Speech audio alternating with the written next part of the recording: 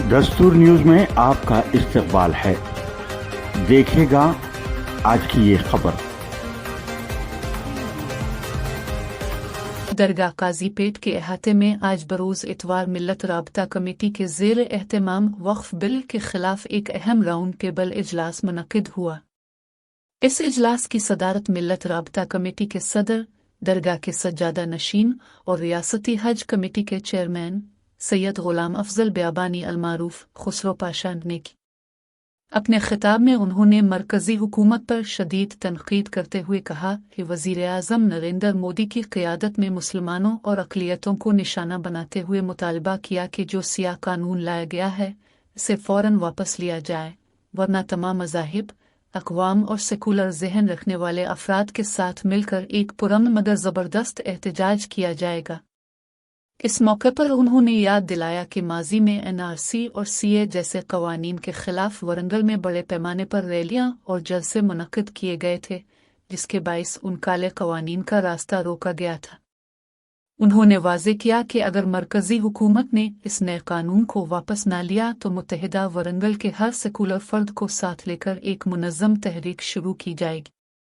इस इजलास में मुख्तलिफ तंजीमों और तबकात के नुमाइंदगान ने शिरकत की, जिनमें BC एकता वेदिका, आदिवासी संगम, फ़कीरों का संगम, तेलंगाना अकुनकिश वेदिका, SC/ST तंजीमें, Shanti Sangam, Christian community, New Democracy Party, Sikh community, journalist faculty, bar association Hanamkonda, डॉक्टरों और वकला का group, engineers wing, helping hand, Congress, TRS, CPI समेत तमाम सियासी जमातों के रहनुमा शामिल थे।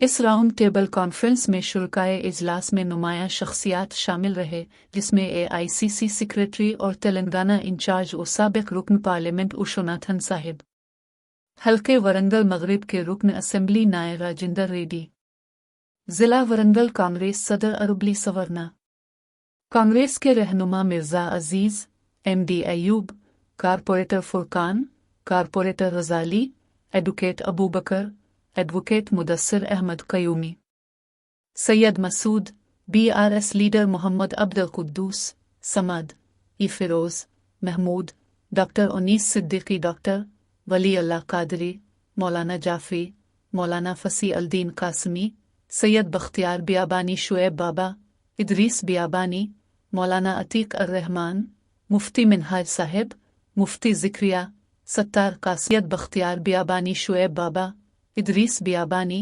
मौलाना अतीक अर-रहमान, मुफ्ती मिनहाज साहिब, मुफ्ती ज़िक्रिया, सत्तार कासमी, बोडारना साहिब और दीगर शरीक हुए।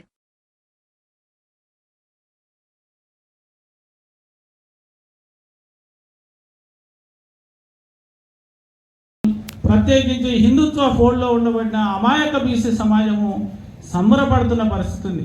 ఇవాళ ఇక్కడ మీటింగ్ ఉందని నాకున్న ఫోన్ కాంటాక్ట్స్లో అనేక రకంగా రైతులకు వ్యతిరేకంగా చట్టాలు, మహిళలకు వ్యతిరేకంగా చట్టాలు, అనేక రూపంలో ప్రజా వ్యతిరేక చట్టాలను ఈ కేంద్ర ప్రభుత్వం తీసుకొస్తున్నది. దానిలో భాగంగానే ఈరోజు అతి ముఖ్యమైనటువంటి భారతదేశ చరిత్రలో ఎప్పుడు లేని లెక్క ఈరోజు వక్ఫ్ అమెండ్మెంట్ బిల్ని తీసుకొచ్చి దానికి దౌర్జన్యంగా బలవంతంగా पार्लियामेंट लो तमाम मसाली के लोगों को एक प्लेटफॉर्म मुहैया किया गया ताकि इसके जरिए आज मुल्क बढ़े जा रहे हैं।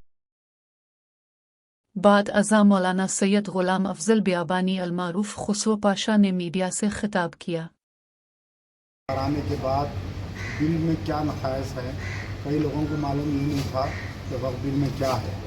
लोग ये समझ रहे थे कि वक्फ बिल मुसलमान गरीबों के लिए बेहतरी का काम करेगी, वो नहीं जानते थे।